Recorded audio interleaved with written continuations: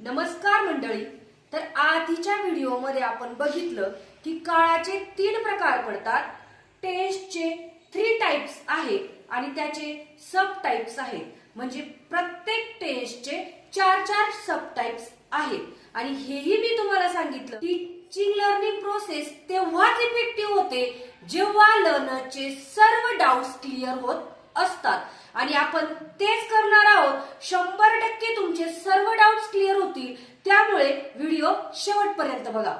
तर बघा, 3 प्रकार पडतात काळाचे आणि टेन्सचे. तर ते कोणते? Present tense, past tense and future tense. आणि प्रेझेंट टेन्सचे 4 प्रकार पडतात, पास्ट टेन्सचे 4 प्रकार पडतात आणि फ्युचर टेन्सचे 4 प्रकार पडतात. हेही आपण बघितलं. तर बघा, प्रेझेंट टेन्सचे indefinite present tense, continuous present tense, perfect present tense आणि परफेक्ट कंटिन्युअस प्रेझेंट टेन्स असे प्रेझेंट टेन्सचे 4 प्रकार आहेत. त्याच्यानंतर past tense, indefinite past tense, continuous past tense, perfect past tense किंवा परफेक्ट कंटिन्युअस पास्ट टेन्स. त्याच्यानंतर फ्युचर टेन्सचे 4 प्रकार पडतात. Indefinite future tense, continuous future tense, perfect future tense आणि परफेक्ट कंटिन्युअस फ्युचर टेन्स असे मिळून होतात 12. तर 12 एका व्हिडिओमध्ये जर आपण घेण्याचा प्रयत्नही केला तर असे बारकाईने सर्व डाउट्स क्लिअर होतीलच असं नाही. म्हणून आपण त्याचे भाग करणार आहोत की जेणेकरून आपले सर्व डाउट्स एका व्हिडिओमध्ये क्लिअर होतील. म्हणून आपण आता पहिले बघणार आहोत indefinite present tense, indefinite past tense आणि इंडेफिनिट फ्युचर टेन्स. हे एक एक टाइप आपण या व्हिडिओमध्ये बघणार आहोत. आणि त्याचं आपण अफर्मेटिव्ह, निगेटिव्ह आणि इंटरोगेटिव्ह असे 3 प्रकारचे वाक्य कसे बनतात हेही आपण बघूया. तर चला, तर पहिले आपण बघणार आहोत इंडेफिनिट प्रेझेंट टेन्स म्हणजेच सिंपल प्रेझेंट टेन्स. त्यालाच मराठीत म्हणतात साधा वर्तमान काळ. तर साधा वर्तमान काळ म्हणजे काय? तर जी क्रिया रोज घडते, नियमित असते किंवा अनियमित असते, रेग्युलर किंवा इरेग्युलर ऍक्टिव्हिटी. म्हणजे त्याची वेळ कधी सुरू झालेली आहे, ती क्रिया कधी संपणार आहे किंवा चालू आहे का हे आपल्याला माहित नाही. फक्त आपण म्हणतो सूर्य उगवतो, मी रोज आंघोळ करतो किंवा मग कोणतंही म्हणतो आपण नियमित काम करतो. यामध्ये आपल्याला काहीही माहित नाहीये की केव्हा आपण काम सुरू केलेलं आहे, केव्हा संपणार आहे किंवा सुरू आहे का ते काम, हे आपल्याला माहित नाही. म्हणजे आपली सवय, हॅबिच्युअल ऍक्शन पण त्याच्यामध्ये येऊ शकते की मी हे करतो, मी ते करतो. म्हणजे मी आत्ता करत आहे का, काल केलेलं आहे का की उद्या करणार आहे हे माहित नाही. फक्त आपली ही नेहमीची सवय असते किंवा ती नेहमीची क्रिया असते. रेग्युलर म्हणजे नियमित क्रिया असते किंवा अनियमित पण असू शकते. मी शाळेत जातो, गृहपाठ करतो, त्याच्यानंतर मी काम करतो, त्याच्यानंतर मी अभ्यास करतो, त्याच्यानंतर मी कामावर किंवा ड्युटीवर रोज जातो किंवा सूर्य रोज उगवतो. म्हणजे ही जी क्रिया आहे ही रेग्युलर आहे, पण आता आपण ती सांगत आहोत. त्यावेळेस इंडेफिनिट प्रेझेंट टेन्स म्हणजे सिंपल प्रेझेंट टेन्सचा वापर होत असतो. यामध्येही भरपूर डाउट्स आहेत. ते कसे ते बघूया. मी इंग्लिश बोलतो हे आपण एक्झाम्पल घेतलेलं आहे. इंग्लिश आत्ता बोलत आहे, काल बोललं गेलं की उद्या बोलणार आहे हे आपल्याला माहित नाही, पण ही नेहमीची क्रिया आहे की मी इंग्लिश बोलतो. तर हे जे इंग्लिश बोलतो हे जर वाक्य असेल तर आपल्याला याच्यामध्ये आपल्याला आधी माहिती पाहिजे सब्जेक्ट, त्याच्यानंतर माहित पाहिजे वर्ब म्हणजे क्रिया आणि त्याच्यानंतर माहित पाहिजे ऑब्जेक्ट. तर हे आपल्याला माहित असेल तरच आपल्याला वाक्य रचना कळते आणि तरच आपल्याला काळ कळतो. आणि काळ हा सर्व क्रियापदावर डिपेंड असतो. आपण काय क्रिया करत आहोत. तर ही तो इंग्लिश बोलतो आता याच्यामध्ये आहे तो आहे सब्जेक्ट. सब्जेक्ट म्हणजे काय? कर्ता. वाक्यात क्रिया करणारा कोण आहे? तो कर्ता. आणि बोलतो ही क्रिया आहे.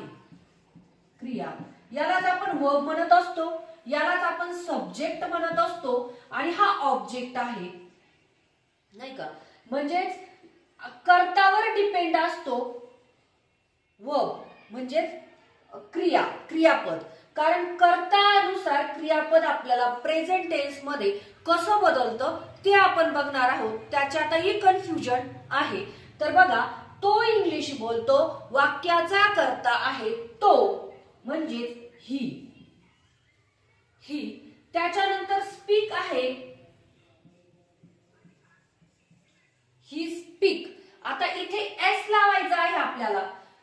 जेव्हा थर्ड पर्सन सिंग्युलर सब्जेक्ट असेल म्हणजेच काय? कर्ता एकवचनी असेल, थर्ड पर्सन सिंग्युलर सब्जेक्ट तेव्हाच कळेल जेव्हा आपल्याला प्रोनाउन माहिती असतील. तर प्रोनाउनचा व्हिडिओ आपण बनवणारच आहोत.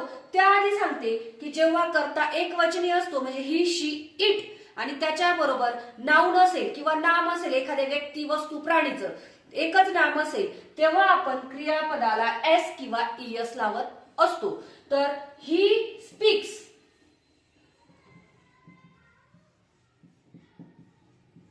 इंग्लिश.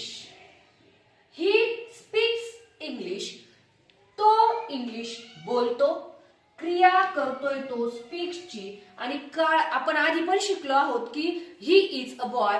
जेव्हा आपण म्हणतो असं पण येऊ शकतं, ही इज स्पीक. असं पण काहीतरी कन्फ्युजन आहे लोकांचं की हा इज जो आहे तो प्रेझेंट टेन्स मध्ये आहे म्हणून आपण ही स्पीक म्हणू शकतो का? तर नाही, इट्स अ रॉंग. का रॉंग आहे हे? की आपल्याला कर्ता जवळच काय पाहिजे आहे? स्पीक पाहिजे आहे. आणि एम इज, आर जे टू बी फॉर्म आहे हे कंटिन्युअस टेन्स मध्ये वापरले जातात. ही स्पीक्स म्हणजेच काय? आपण जेव्हा क्रिया दाखवत असतो तेव्हा हे करेक्ट सेंटेन्स आहे. ज्या वेळेस आपण शिकलो he is a boy, he is a boy, a boy आलं, ही इज अ बॉय म्हणजे काय? इथे क्रिया नाही होते तर आपण फक्त म्हणतोय तो मुलगा आहे. म्हणून हे सिंपल सेंटेन्स आहे आणि हा सिंपल प्रेझेंट टेन्स आहे, हा इंडेफिनिट प्रेझेंट टेन्स आहे. तर म्हणून यामध्ये फरक आहे. ही कॅन डू इट म्हणजे एक्झाम मध्ये जरी आलं तरी ते येऊ शकतं सिंपल सेंटेन्स किंवा सिंपल प्रेझेंट टेन्स, परंतु कारण की हे सगळे सिंपल सेंटेन्सेस आहे. हे कन्फ्युजन बऱ्याच लोकांचं आहे. तर बघा, ही स्पीक्स इंग्लिश. तो इंग्लिश बोलतो. वाक्याची रचना आपल्याला आधी माहिती पाहिजे. तर कर्ताच्या शेजारी स्पीक्स आला म्हणजेच काय? वर्ब, काय क्रिया करतोय ते. आणि कर्तानुसार म्हणजेच काय? ही, शी, इट आणि एकवचनी नाउन असेल तेव्हा क्रियापदाला एस किंवा ईएस लागत असतो आणि त्याच्यानंतर ऑब्जेक्ट येत असतं. तर अजून आपण एक एक्झाम्पल घेऊया. मी फुटबॉल खेळतो. आता इथे मी सब्जेक्ट आय घेतलेला आहे. का? की आय जरी एकवचनी असेल, आपण हॅज, हॅव शिकलो तेव्हा तो एक अपवादच होता की तिथे हॅव लागत होता एकवचनी असून सुद्धा आणि एकवचनीला हॅज लागत होता हॅव हॅजच्या वाक्यांमध्ये.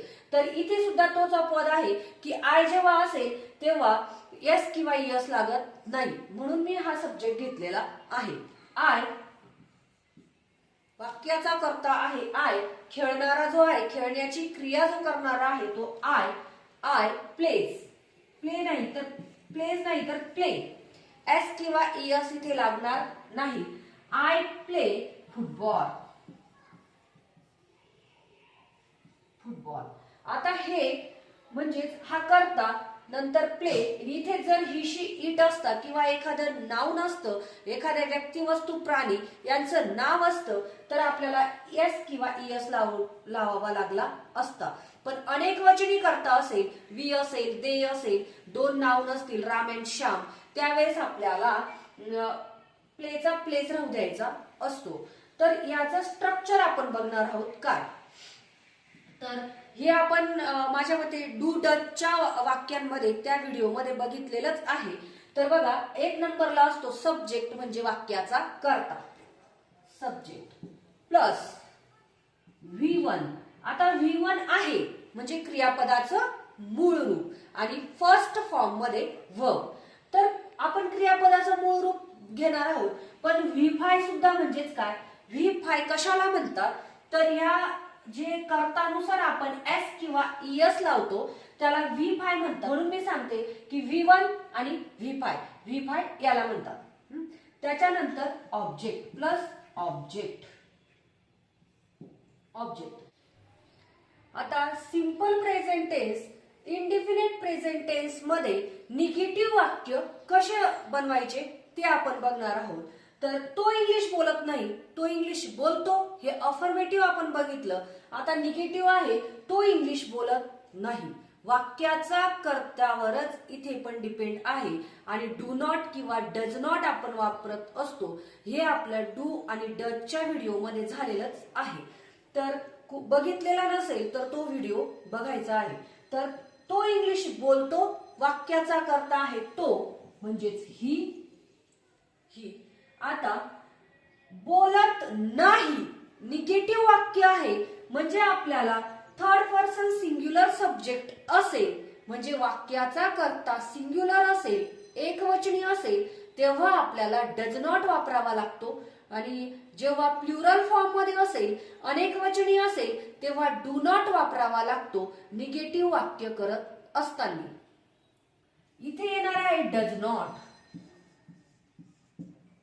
ही डज नॉट कर्ताच्या शेजारी डज नॉट आणि त्याच्यानंतर इंग्लिश बोलण्याची क्रिया करत नाही म्हणजे स्पीक. इथे एस लागणार नाही कारण त्याचं काम डज ने केलेलं आहे. ES इथे डू ला लावलेला आहे म्हणून स्पीकचा स्पीकच राहणार, एस किंवा ES लागणार नाही. तर ही डज नॉट स्पीक काय, तर इंग्लिश.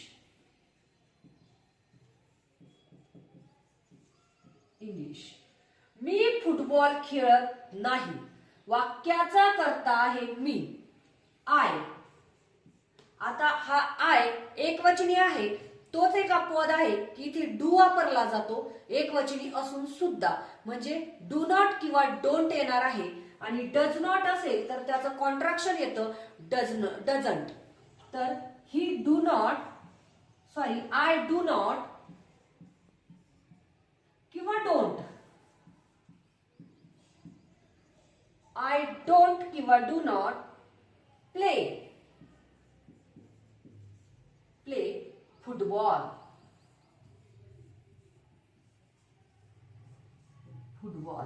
आता त्याचं स्ट्रक्चर आपण बघूया वाक्याचं, की एक नंबरला आहे कर्ता सब्जेक्ट प्लस डू नॉट किंवा डज नॉट किंवा डोंट किंवा doesn't plus do not does not plus वर्बचे फर्स्ट फॉर्म क्रियापद मूळ रूपात आणि प्लस ऑब्जेक्ट. हे आहे स्ट्रक्चर. तर इंडिफिनिट प्रेझेंट टेन्स म्हणजे सिंपल प्रेझेंट टेन्स म्हणजे मराठीत साधा वर्तमान काळ, त्यात इंटरोगेटिव्ह सेंटेन्सेस म्हणजे एस्ट्रोटाइप क्वेश्चन्स कसे बनवले जातात ते आपण बघूया. तर तो इंग्लिश बोलतो का, तर आता इथे प्रश्न आहे एस ऑर नो मध्ये उत्तर द्यायचंय. तो इंग्लिश बोलतो का, तर तो जर असेल म्हणजे सिंग्युलर सब्जेक्ट असेल म्हणजे एकवचनी कर्ता असेल त्यावेळेस आपल्याला डज वापरावा लागतो. आणि एस्ट्रोटाइप क्वेश्चन जर आपल्याला तयार करायचं असेल तर डज आपल्याला एक नंबर घ्यावा लागतो. डज नंतर ही, डज ही, या दोघांची फक्त जागा बदलली. डज ई बोलण्याची क्रिया होत आहे स्पीक, क्रियापद मूळ रूपात. डज ही स्पीक इंग्लिश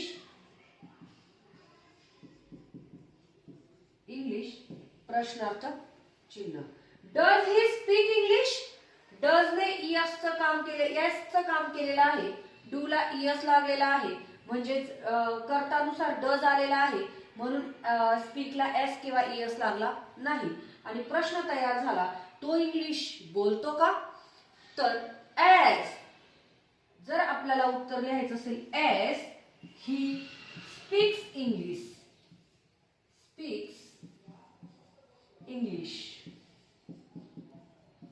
असं येतं.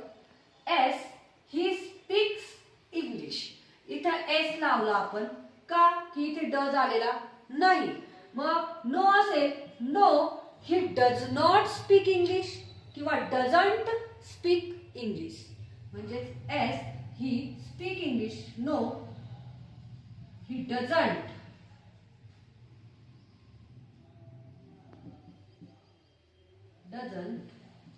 स्पीक इंग्लिश, असं आपण उत्तर लिहू शकतो.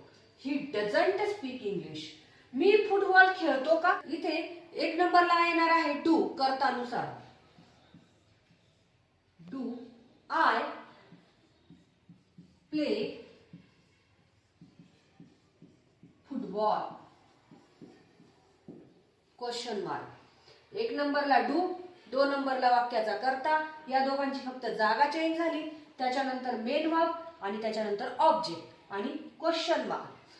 तर येथे जर असेल मी फुटबॉल खेळतो का, येस असेल तर काय येस आय प्ले फुटबॉल. आणि जर नो असेल तर no I don't play football. असं आहे. स्ट्रक्चर बघणार आहोत. तर बघा, एक नंबरला आहे डू किंवा डज.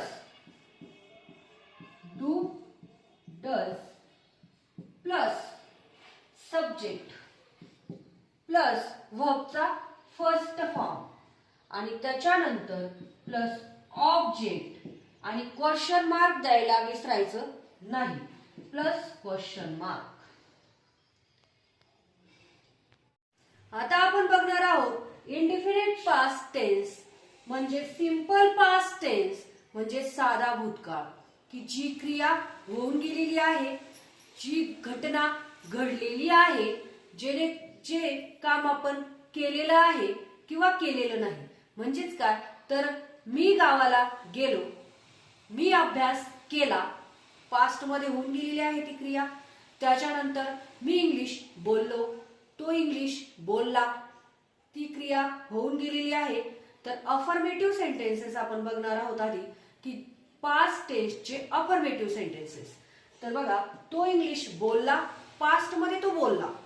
त्याच्यानंतर तुम्ही फुटबॉल खेळले म्हणजे पास्ट मध्ये ते खेळले. तर ते कसे बनवायचे, तर आता वाक्याचा कर्ता आहे तो म्हणजे ही. इथे आहे बोलण्याची क्रिया झालेली आहे.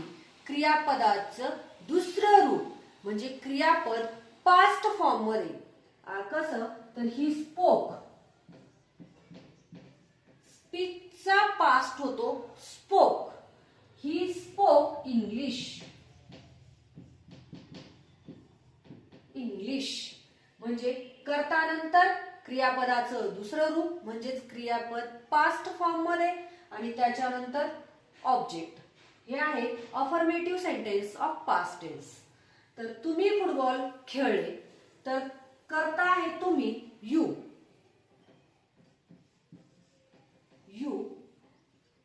खेळण्याची क्रिया पास्ट मध्ये झालेली आहे म्हणजे क्रियापद हे पास्ट फॉर्म मध्ये वर्बचे second form. Play. You play football.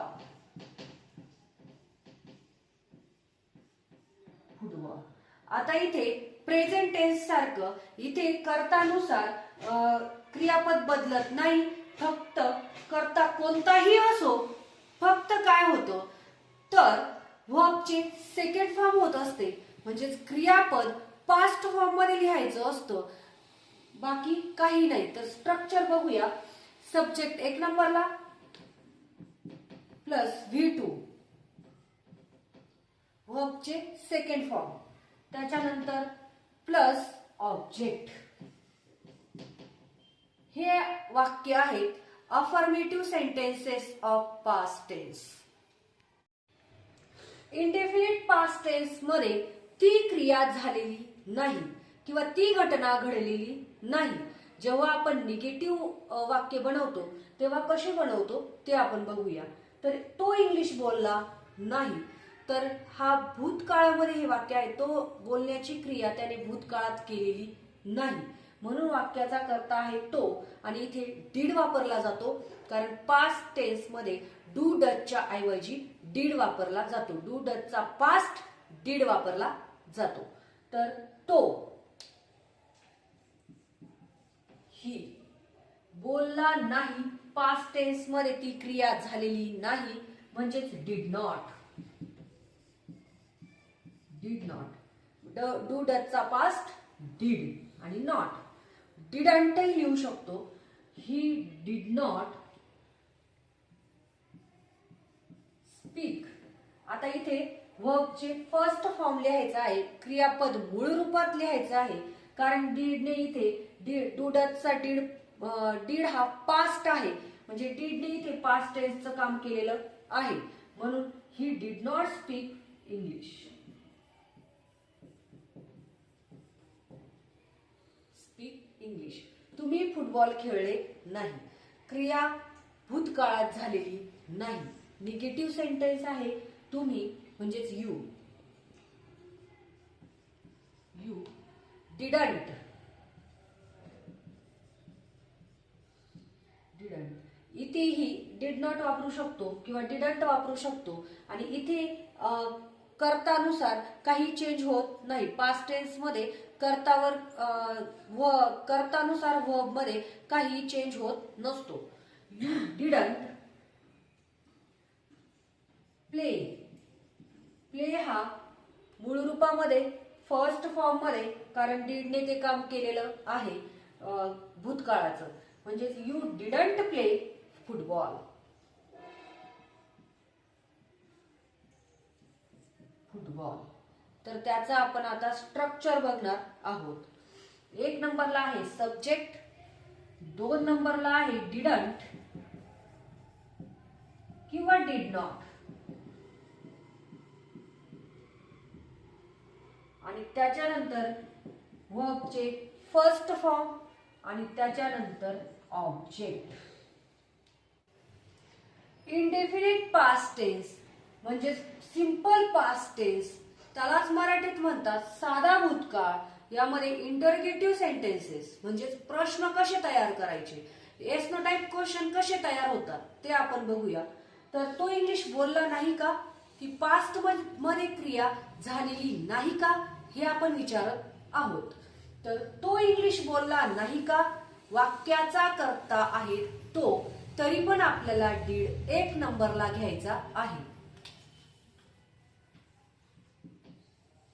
Did कारण प्रश्नार्थक वाक्यांमध्ये ऑक्झिलरी वर्ब हा डीड 1 नंबरला आला. Did he speak. Did he speak English.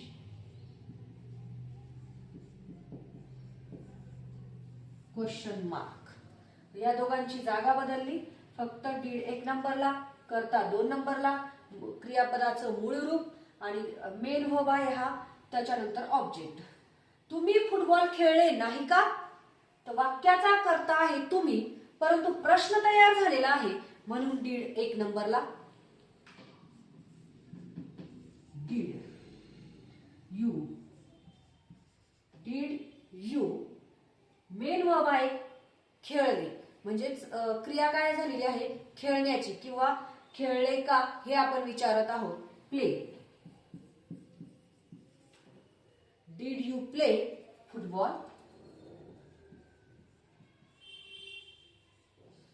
Football. Question mark. आता त्याचं उत्तर कसं येईल की एस असेल तर एस ही स्पोक इंग्लिश असं येईल की तो इंग्लिश बोलला नाही का, तर काही ही एस इथे याच्या जागेवर फक्त एस ही, त्याच्यानंतर ही क्रियापद जे आहे ते पास्ट टेन्स मध्ये सेकंड फॉर्म मध्ये एस ही स्पोक इंग्लिश तो इंग्लिश बोलला. नो असेल तर no he didn't speak English. Didn't negative मध्ये असेल तर याचा पण उत्तर असंच येणार आहे. म्हणजेच काय तर तो फुटबॉल खेळला नाही का किंवा तुम्ही फुटबॉल खेळले नाही का असेल तर काय तर येस यू प्लेड फुटबॉल. फक्त ईडी लावायचा आणि यू प्लेड फुटबॉल. त्याच्यानंतर नो असेल no you didn't play football. तर याचं स्ट्रक्चर बघूया. डिड 1 नंबरला प्लस सब्जेक्ट 2 नंबरला प्लस वर्ब 3 नंबरला V1 म्हणजेच क्रियापदाचं मूळ रूप आणि त्याच्यानंतर ऑब्जेक्ट. हे आहे स्ट्रक्चर. आता आपण बघूया इंडेफिनिट फ्युचर टेन्स म्हणजे सिंपल फ्युचर टेन्स म्हणजे साधा भविष्य काळ. त्याचे अफर्मेटिव्ह सेंटेन्सेस. तर बघा फ्युचर टेन्स मध्ये क्रिया घडणार आहे. भविष्य काळ सांगितलं आहे. मी इंग्लिश बोलेन, मी काम करेन, मी इकडे जाईन, मी अभ्यास करेन, मी शाळेत जाईन. म्हणजेच काय फ्युचर मध्ये ती क्रिया होणार आहे अजून. तर इथे ते दर्शवलेलं आहे. तर बघा तो इंग्लिश बोलेल. फ्युचर मध्ये तो इंग्लिश बोलेल. हे अफर्मेटिव्ह सेंटेन्स कसं बनवायचं ते आपण बघूया. तर तो इंग्लिश बोलेल. ही विल स्पीक इंग्लिश असे येतं. विल किंवा शालचा उपयोग केला जातो आणि करता जर आय किंवा वी असेल तर शाल वापरतात आणि बाकी सर्व सब्जेक्ट साठी सिंग्युलर असो की प्लुरल असो त्याच्यासाठी विल वापरतात. परंतु आता मॉडर्न इंग्लिश मध्ये सर्व सब्जेक्ट साठी विल वापरला जातो. तो इंग्लिश बोलेल. क्रिया घडणार आहे, क्रिया होणार आहे. तर करता आहे तो म्हणजेच ही. विल किंवा शाल वापरला जातो परंतु सर्व सब्जेक्ट साठी विल वापरला जातो मोस्टली. फक्त आय आणि वी साठी शाल वापरतात परंतु तोही आता रेअरली वापरला जातो. ही विल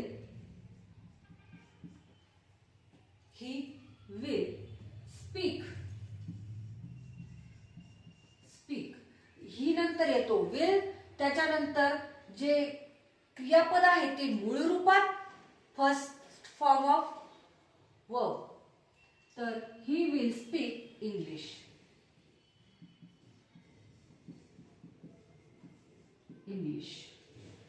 तो इंग्लिश बोलेल. तुम्ही फुटबॉल खेळाल. क्रिया होणार आहे फ्युचर मध्ये ते आता सांगितलेलं आहे. वाक्याचा कर्ता आहे तुम्ही म्हणजे यू. विल आणि जी खेळाल म्हणजे जे क्रियापद आहे ते मूळ रूपात first form of verb play. You will play football.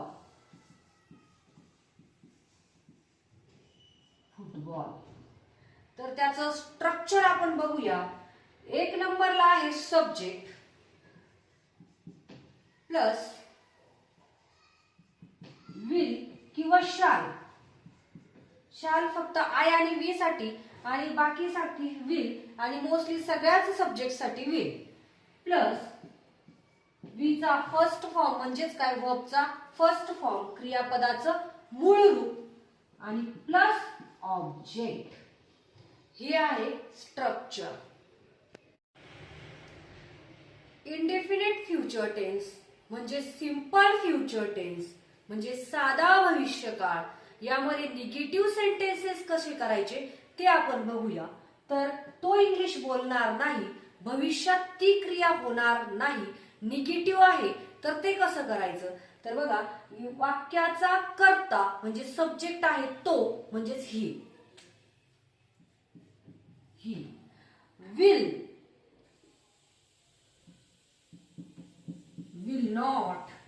Affirmative मध्ये आपण विल वापरला आणि इथे फक्त विल नॉट वापरायचा आहे निगेटिव्ह साठी. He will not speak. He will not speak English.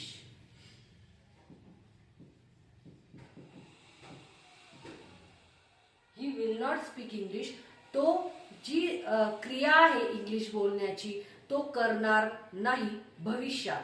म्हणजे तो खेळणार नाही, तो गृहपाठ पूर्ण करणार नाही, तो शाळेत जाणार नाही भविष्यात. असं आपण जेव्हा निगेटिव्ह सेंटेन्सेस बनवतो तेव्हा विल नॉट वापरावा लागतो आणि त्याचं कॉन्ट्रॅक्शन होत असतो won't,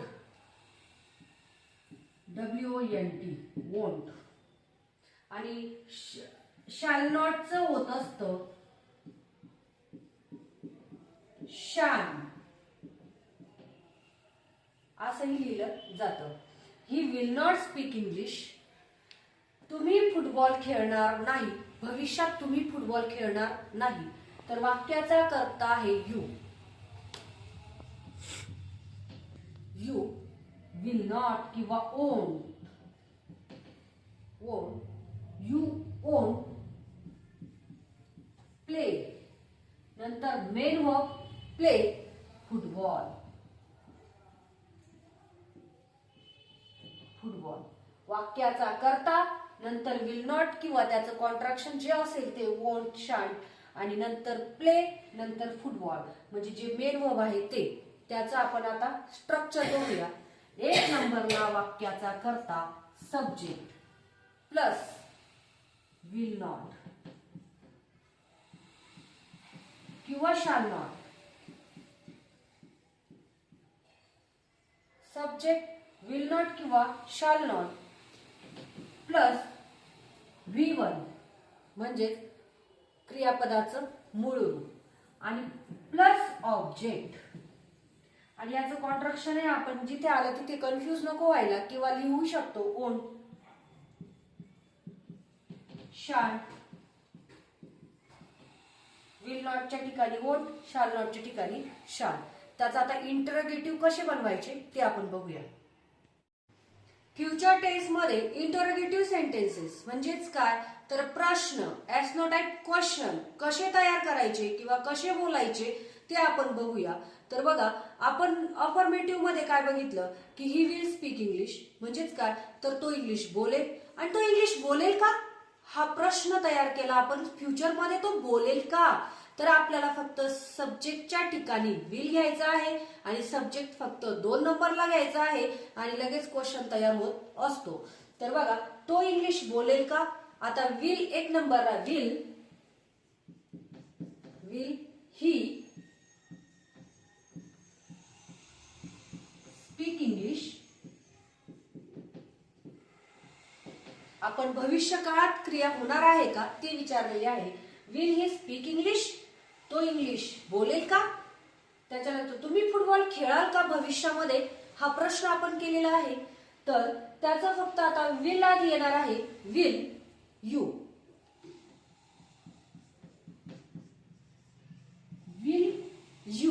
play football question mark. म्हणजेच काय, या दोघांची प्लेस फक्त अफर्मेटिव्ह मध्ये जे आपण सेंटेन्सेस बनवले त्या दोघांची प्लेस फक्त चेंज केलेली आहे. सब्जेक्ट 2 नंबरला गेला म्हणजेच विलच्या जागेवर गेला आणि विल हा सब्जेक्टच्या ठिकाणी आला आणि प्रश्न तयार झाला. तर त्याचा आपण स्ट्रक्चर बघूया. विल 1 नंबरला प्लस सब्जेक्ट 2 नंबरला प्लस V1 म्हणजे क्रियापदाचं मूळ रूप 3 नंबरला आणि प्लस ऑब्जेक्ट 4 नंबरला आणि question mark plus question mark. तर हे असं आहे, आपण पूर्ण 3 काळ, साधा वर्तमान काळ, साधा भूतकाळ आणि साधा भविष्य काळ बघितला.